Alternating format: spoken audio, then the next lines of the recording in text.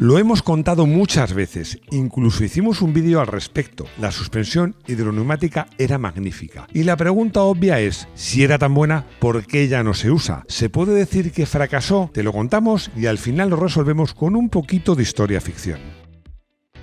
Bienvenido a Garaje Hermético. Enciérrate con nosotros.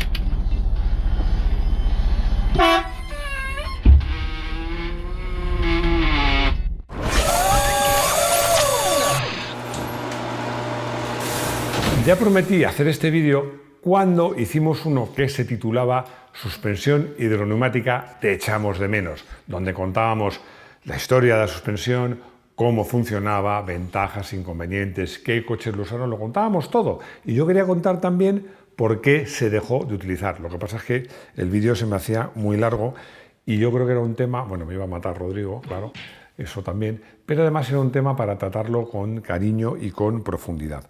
Porque, os digo una cosa, indudablemente el sistema hidroneumático a día de hoy, puesto al día, sería un sistema que hoy día sería una magnífica solución.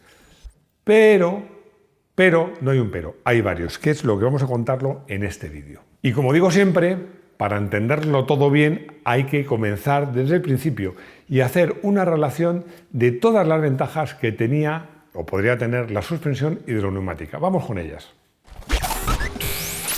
Ventajas únicas. Cuando apareció la suspensión hidroneumática en Citroën, la ventaja sobre la competencia era abismal. Es que todavía había coches, mientras los Citroën llevaban ya suspensión hidroneumática, que seguían usando ejes rígidos y ballestas.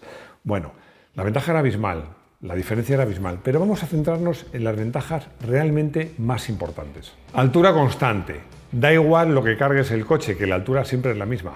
Bueno, sobre todo, hubo un tiempo, os voy a poner un caso, los que habéis conocido a los 124, 1430, sobre todo a los Renault 12 que tenían suspensión más blanda, cuando salían de viaje, pues yo qué sé, el fin de semana o de vacaciones, que iban cargados con un montón, bueno, y los Break más todavía, incluso con la vaca, iban cargados y iban aplanados completamente atrás. Esa imagen era muy típica, pero en un GS no. En un GS, cargases lo que cargases y pusieses el peso que pusieses, la altura era constante. Y esto era y es una ventaja muy importante. Confort sin igual, porque el confort de la suspensión hidroneumática convertía el coche en una alfombra mágica, porque veías los baches, pero no los sentías. Realmente el confort que proporcionaba era notable. Yo diría que en su momento, más que notable, era inigualable. Estabilidad sin igual. Me repito a propósito, he dicho confort sin igual y estabilidad sin igual. No lo voy a explicar. Os voy a contar un caso práctico de un viaje real, porque íbamos de viaje 8 amigos en 2 coches. Uno tenía un SEAT 1430, el potenciado, que daba ya 75 caballos. Era un coche, oye, que ya corría en esa época, estoy hablando pues finales de casi los 80, primeros 80. Y el otro tenía un Citroën GS de los primeros, que era la versión que daba 61 caballos. Son 14 caballos de diferencia, que pueden parecer pocos, pero son un mundo, además con coches relativamente tan poco potentes. Bueno, por eso decidimos que el GS fuera primero para que no se quedara atrás. Y llegamos a una carretera con curvas. Yo iba en el GS, una carretera de montaña con muchas curvas, muchos baches. Bueno, y es que sin quererlo dejamos atrás al otro coche, al SEAT 1430. Cuando hicimos el viaje de vuelta, que fuimos por la misma carretera, yo me cambié de coche a propósito para comparar. Es que, vamos, donde el GS iba sin problemas, frenando y acelerando y tomando las curvas sin ningún problema, el 1430, que llevaba, como sabéis, eje rígido, bueno, era una pelea constante en las frenadas, sobre todo en las aceleraciones, el coche derrapaba. Es que seguir al GS era toda una aventura. Y es que la suspensión hidroneumática, en este caso además, está haciendo una trampa porque estoy comparando una tracción delantera con una propulsión trasera, pero en cualquier caso permitía una estabilidad magnífica.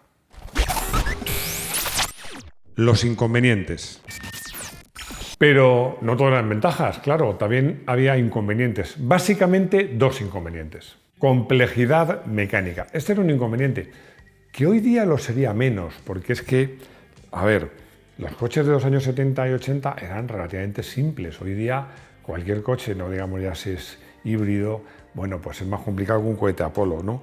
Pero la suspensión hidroneumática antes asustaba. Yo diría que más que a los propietarios, a los mecánicos, que luego no era para tanto, porque por ejemplo, cambiar las famosas esferas era realmente un juego de niños.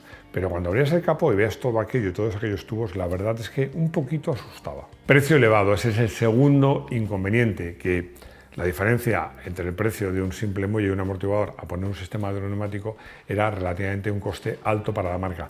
¿Y qué hacías? Pues la marca tenía dos opciones: o vender al mismo precio y reducir el margen, con lo cual ganaba menos dinero, o vender más caro que la competencia, con lo cual vendía menos y ganaba menos dinero. Es decir, la ecuación al final tenía el mismo resultado, se ganaba menos dinero. Cada vez más cerca. La suspensión hidroneumática, a lo largo de todo el tiempo que se usó, no dejó de mejorar, pero las suspensiones clásicas mejoraron mucho más. También es verdad que partía de mucho más abajo, porque como os digo, es que al principio los coches de suspensión hidroneumática competían con coches con eje rígido, ballestas o, en el mejor de los casos, muelles o barras de torsión. El margen de mejora de las suspensiones que podemos denominar convencionales era mucho mayor y se produjo en varios frentes. Vamos a ver un resumen de los más importantes. Geometría de suspensión. ¿Sabéis lo que es la geometría de suspensión? Bueno, son todos aquellos brazos y todo aquello que controla la rueda y hace que describa un determinado movimiento cuando sube o cuando baja. Por ejemplo, que se cierre un poquito o que coja caída negativa, ese tipo de cosas. Bueno, es que al principio pues, los coches no eran muy sofisticados en este apartado, pero la llegada, bueno, yo diría que la popularización de la suspensión delantera McPherson y sobre todo atrás, la llegada de los ejes, como se pueden llamar multibrazo o multilink, dependiendo de las marcas, pues ha cambiado mucho las cosas. Esto no impide que un coche con suspensión convencional pues varíe de altura con la carga, pero sí que mitiga muchos los efectos de esta variación de altura con la carga.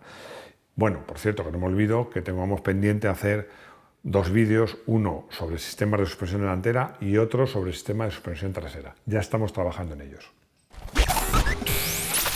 Muelles progresivos. Los muelles progresivos o los sistemas de progresividad variable, bueno, pues no son una solución definitiva, pero atenúan mucho el problema de la variación de la altura de carga, porque lo que consiguen es que la suspensión se vaya haciendo más dura a medida que el coche se va cargando o va bajando la altura. Bueno, esto se consigue, por ejemplo, un sistema muy sencillo, es con los muelles que se llaman de paso variable. Esto, no sé si sabéis, pero es muy sencillo. Es un muelle que todas las espiras no son iguales. A veces, esto se utilizó mucho en motos en tiempos. Es la suma de dos muelles, uno de espira más gruesa, más duro, y otro de espira más fina, que es más suave. También en ocasiones, el cómo esté puesto el muelle o dónde sí que hace que a igualdad de distancia que sube la rueda, el muelle se comprima más.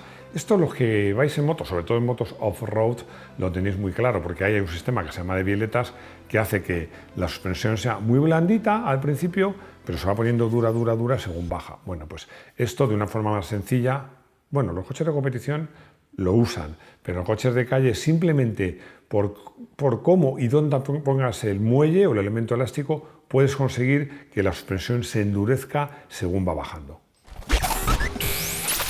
Los coches pesan más.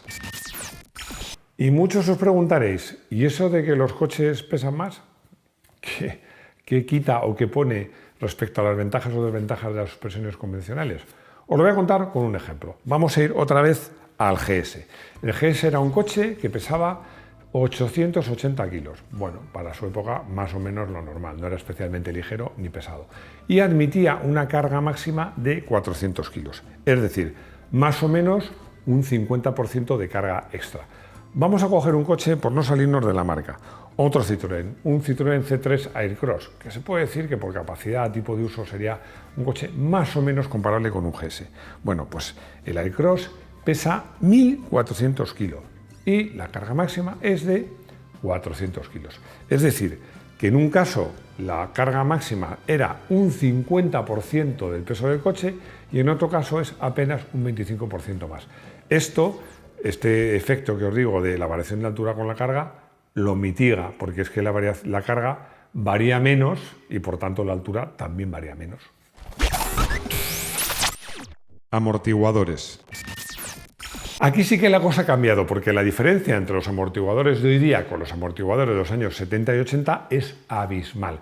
Porque antes, si tú querías hacer un amortiguador firme, ya fuera porque buscabas un coche con buen comportamiento deportivo o era un coche susceptible de ser cargado.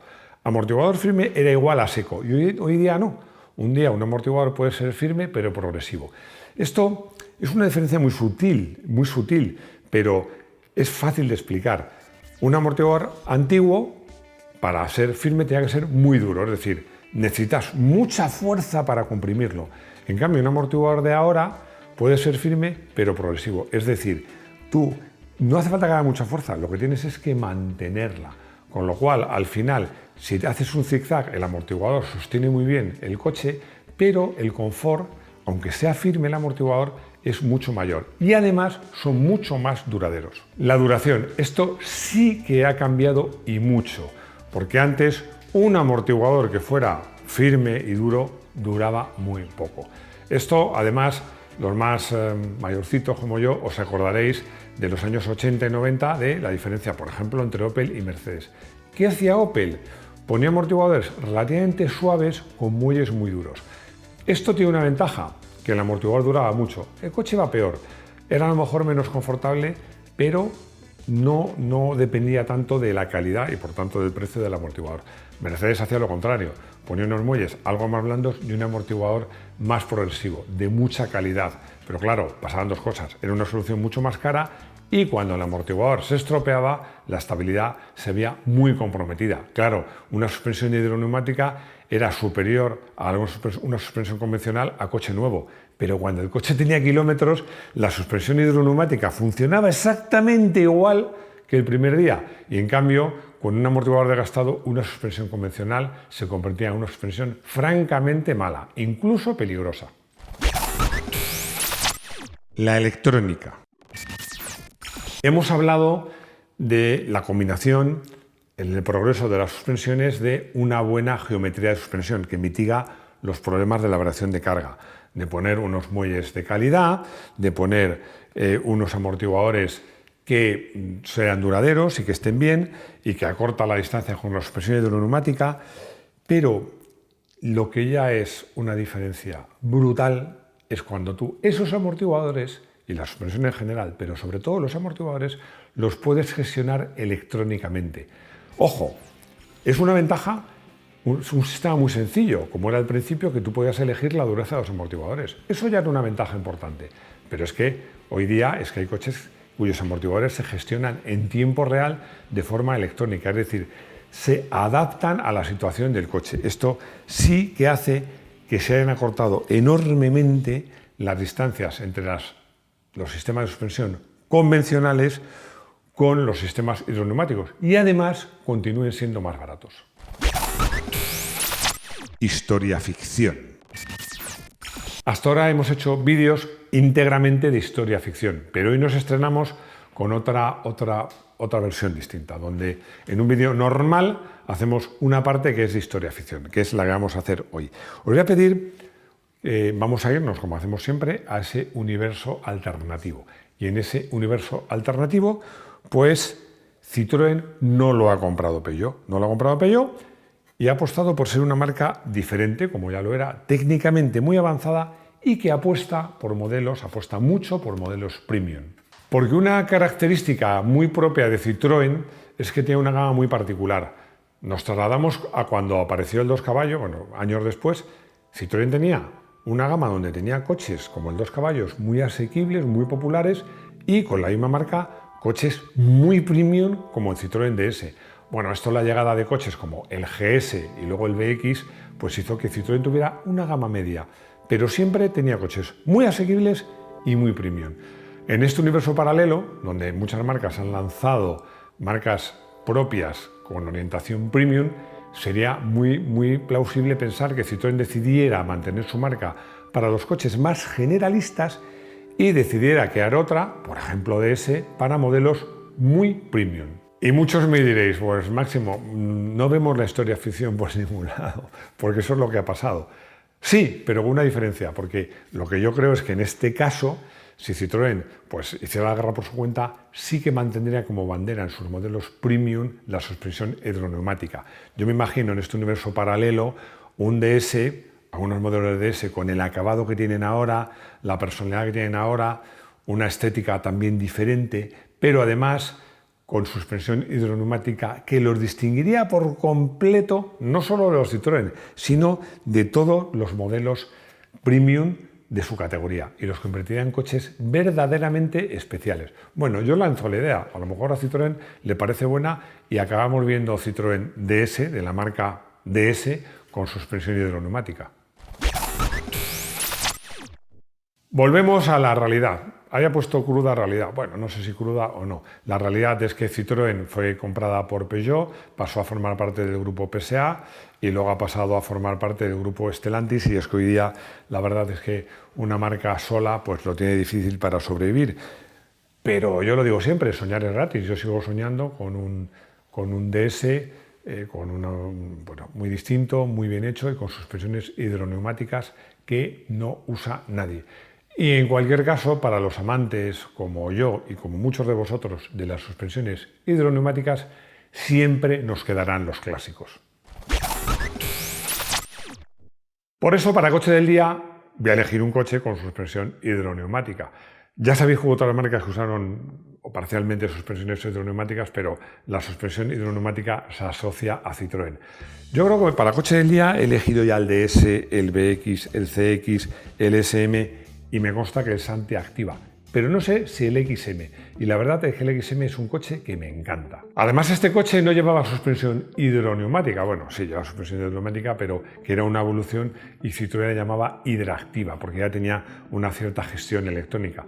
Y además, muchas veces a estos coches, a esta gama de Citroën, a la gama alta de Citroën, se les reprochaba que necesitaban, era muy buen bastidor para motores que a lo mejor no daban la talla, pero con el XM, llegó el motor V6 de 3 litros que se acercaba a los 200 caballos. Y que para mí, este coche, el Citroën XM con suspensión hidractiva, el motor V6 de 3 litros y de 194 caballos, creo recordar, me parece un coche redondo. Paco, que por la pregunta denoto dos cosas, que ha leído mucho revistas de coches y que también es mayorcito. Me dice que sí es cierta esa mala fama que tenían los Citroën DS y los rasantes. Esta es muy divertido y da lugar, no me atrevo a llamarlo una anécdota, pero sí a contar una situación muy particular. Las carreteras en España, estamos hablando, vamos a situarnos en los 60, como mucho primeros 70, incluso diría finales de los 50. Las carreteras en España eran muy malas. Y además hay una cosa que os va a sorprender, es que se hacían sobre los caminos. Entonces, claro, era muy divertido. Sigue pasando así muchas veces. La carretera veías que apuntaba hacia la iglesia del pueblo. Pero claro, luego ya cuando llegaba al pueblo, la carretera iba apuntando a la iglesia, pues había alguna curva, había que ajustar. Entonces, era muy frecuente rasantes, que detrás de los rasantes había una curva. Eso era muy frecuente. Y sorprendía a los numerosos turistas franceses que venían en Citroën DS, porque allí esas cosas no pasaban. Pero es que además, en las primeras suspensiones hidroneumáticas había un fenómeno que se llamaba golpe de raqueta, que era cuando el coche tendía a despegar, la suspensión hacía un lío. Y entonces lo que hacía era como dar un golpe a la rueda y sacarla, con lo cual hacía que en vez de controlar el despegue, despegasen todavía más. Lo llamaban golpe de raqueta. Era una cosa muy particular que luego se corrigió. Ya incluso en los últimos DS ya no los pasaba y los posteriores coches con suspensión hidroneumática no. Pero sí que es cierto, y me ha recordado esto que me has preguntado, que sí pasaba eso y era relativamente frecuente, no, pero era muy habitual, o relativamente habitual, el típico turista francés en DS que en un rasante había una curva y se salía recto. La pregunta de Paco era un poquito más complicada, pero la de Ramón es muy corta y muy fácil. Si el Citroën Visa llegó a llevar suspensión hidroneumática. No, ni la llevó jamás, ni nunca se pensó que fuera a llevarla. El Citroën Visa nunca llevó suspensión hidroneumática, sino una suspensión convencional. Espero que os haya gustado este vídeo en el que ha habido de todo, porque ha habido muchos temas técnicos, históricos, historia, ficción. Bueno, tenía ganas de hacer este vídeo y explicar por qué no hay coches con suspensión hidroneumática y sobre todo explicar que podría verlos. Si os ha gustado, me lo decís. Si no os ha gustado, también me lo decís, pero entonces me explicáis por qué. Dándonos like, dando me gusta y bueno, y si no os habéis suscrito, suscribíos. Y ya sabéis lo que digo siempre, si os gustan las motos, tenemos vídeos de moto en Moto1 Pro. Tenemos una web que va como un tiro, estamos en muchas redes sociales y los lunes por la tarde hay un podcast, solo formato podcast, donde os cuento cosas de actualidad y si ha habido Fórmula 1, os hablo de Fórmula 1. Y nada más, espero veros de nuevo en nuestro garaje hermético. ¡Hasta pronto!